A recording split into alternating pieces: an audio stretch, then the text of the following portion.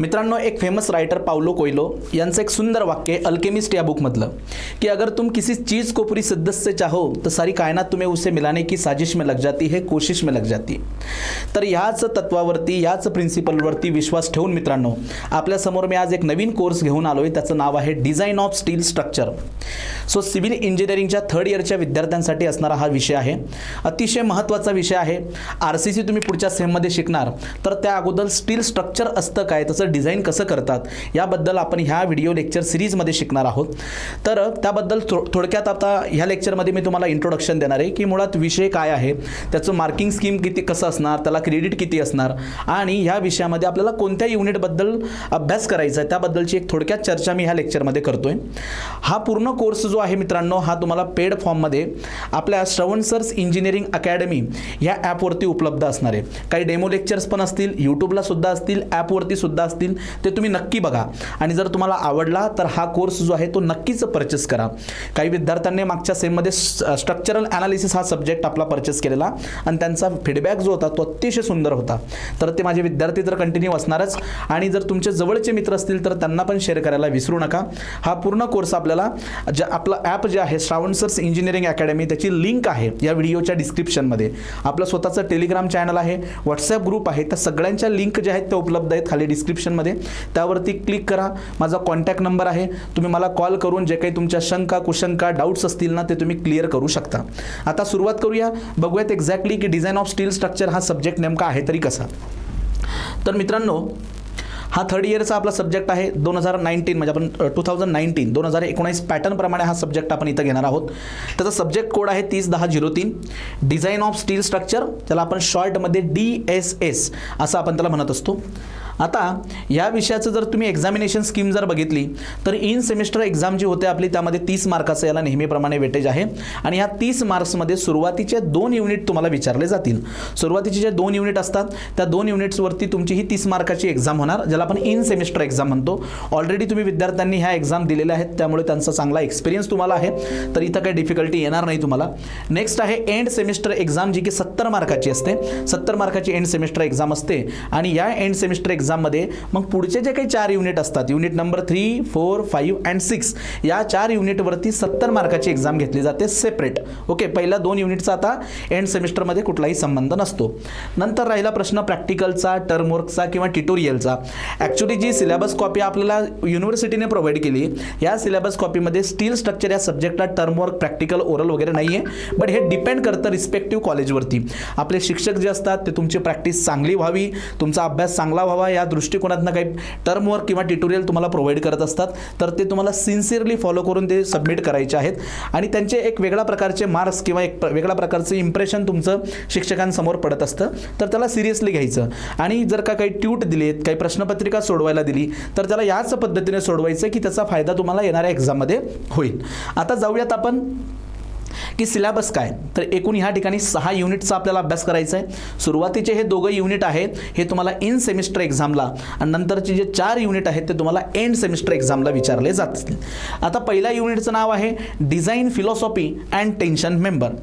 So बघा मित्रांनो, पहिल्यांदा तुम्ही आता डिझाइन हा सब्जेक्ट शिकताय, याच्या अगोदर तुम्ही ॲनालिसिस शिकलात। सो डिझाईनमध्ये आपण काय करत असतो की एखादा मेंबर जर सिलेक्ट केला तर त्या मेंबरचे क्रॉस सेक्शनमध्ये असणारे डायमेन्शन्स, त्याची विड्थ असेल, डेप्थ असेल, त्याची लेंथ असेल, तो कुठल्या ग्रेडपासून बनला आहे, कोणत्या प्रकारचं मटेरियल तुम्ही त्यासाठी वापरताय, तो किती लोड बिअर करू शकतो, या सगळ्या गोष्टींचं डिटेलिंग म्हणजे डिझाइन असतं। मग डिझाइन फिलॉसॉफी ज्या आहेत ह्या 3 प्रकारच्या फिलॉसॉफी आहेत, तर त्यामध्ये working stress method, ultimate load method आणि लिमिट स्टेट मेथड, जी की सगळ्यात बेस्ट आहे, आपण आता रिसेंटली यूज करतो। या मेथड काय असतात, त्यांच्या फिलॉसॉफी काय असतात, कशा वापरायच्यात आपण यांना, याबद्दल आपण इथं डिस्कस करणार आहोत। त्यानंतर टेन्शन मेंबर असेल, कंप्रेशन मेंबर असेल, तर यांचं डिझाइन कसं केलं जातं इन स्टील स्ट्रक्चर ते आपण इथं बघणार आहोत। नेक्स्ट आहे इसेंट्रिक, त्याच्या अगोदर आहे कंप्रेशन मेंबर आणि column. So column is what, it is a axially compression member. तर ह्या कॉलमचं, स्टील कॉलमचं डिझाइन कसं केलं जातं हे तुम्हाला सेकंड युनिटवरती विचारलं जाईल। यामध्ये थेरी पण प्रश्न असतात, न्यूमेरिकल म्हणजे डिझाइन बेस्ड क्वेश्चन असतात, असे एकत्र प्रश्न विचारले जात असतात। सो जे काही पार्ट मी तुम्हाला ह्या व्हिडिओ लेक्चर सिरीजमध्ये शिकवणार आहे तेवढ्याला सिन्सिअरली फॉलो करायचं, 100% तुम्हाला मार्क्स मिळतात, ठीक आहे। पुढे बघा eccentric loaded column and column basis.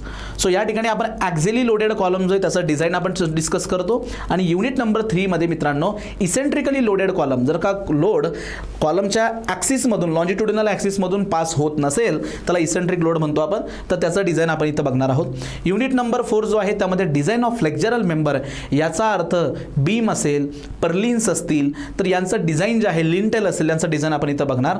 Flexure member याचा अर्थ होतो बेंडिंग मेंबर, ज्या मेंबरमध्ये बेंडिंग ॲक्शन घडून येते due to the external load त्याला आपण फ्लेक्झरल मेंबर म्हणतो. आणि बेस्ट एक्झाम्पल आहे तर बीम.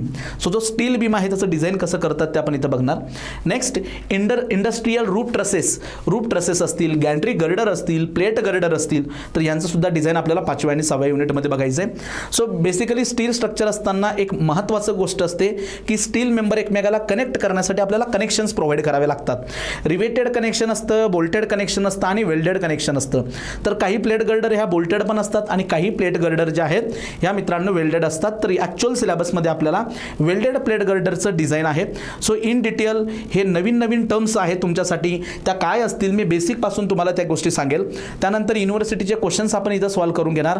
आणि त्यासोबतच जेव्हा तुम्ही पासआउट होणार म्हणजे तुमचं ग्रॅज्युएशन कंप्लीट होईल, तुम्ही वेगवेगळ्या प्रकारच्या गव्हर्नमेंटच्या एक्झाम देत जाणार. तर त्यावेळेस काही एक्झाममध्ये MCQ ओरिएंटेड प्रश्न विचारले जातात. तर ते कसे फ्रेम होत असतात तर तुम्हाला ते वेळोवेळी मी सांगेलच.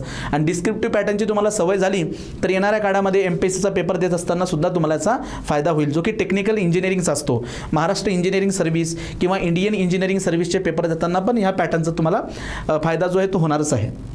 तर अशा पद्धतीने हा आपला एकूण सिलेबस असणार आहे. यासोबतच विद्यार्थी मित्रांनो डिझाईन करत असताना स्टीलचं डिझाईन असेल किंवा RCC डिझाईन असेल, इवन PCC डिझाईन असेल, तर प्रत्येक डिझाईनसाठी इंडियन गव्हर्नमेंटने एक कोड जो आहे तो दिलेला असतो.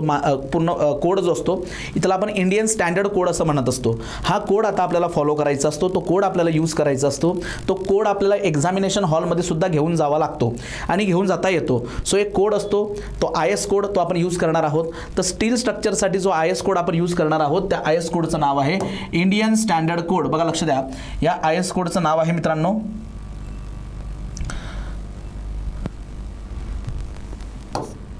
सो इंडियन स्टँडर्ड 800/2007 हा IS कोड तुम्हाला कंपल्सरी जो आहे गुगलवरती हा फ्रीली अवेलेबल आहे. तर याची एक PDF तुम्हाला सगळ्यांना डाउनलोड करून घ्यावी लागेल. हे आपल्याला एक्झामिनेशन हॉलमध्ये सुद्धा घेऊन जावं लागतं.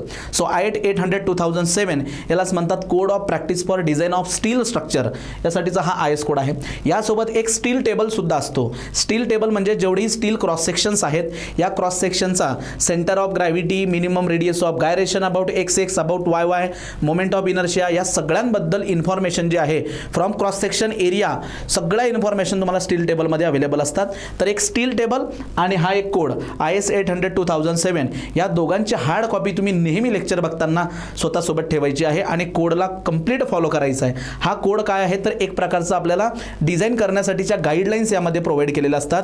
ह्याच गाईडलाईन्स आपल्याला फॉलो कराव्या लागतात. फ्युचरमध्ये जेव्हा तुम्ही सिव्हिल इंजिनियर व्हाल आणि तुमच्या हातून जर का एखादं स्टील स्ट्रक्चर डिझाईन केलं गेलं आणि फ्युचरमध्ये जर ते फेल झालं काही कारणास्तव, तर मित्रांनो सगळ्यात पहिल्यांदा तुमची डिझाईन जी तुम्ही डिटेलिंग दिलेली आहे आणि कोडमध्ये असणाऱ्या गोष्टी या दोघं मिळून बघितल्या जातात. आणि जर कोडमध्ये दिलेल्या गोष्टींच्या पलीकडे जाऊन किंवा तुम्ही त्यामध्ये काही कंजूसी केली असेल डिझाईन करत असताना आणि त्यामुळे स्ट्रक्चर फेल्युअर झालं असेल तर तुम्हाला त्याची पनिशमेंट सुद्धा मिळत असते as per the Indian Pinal code.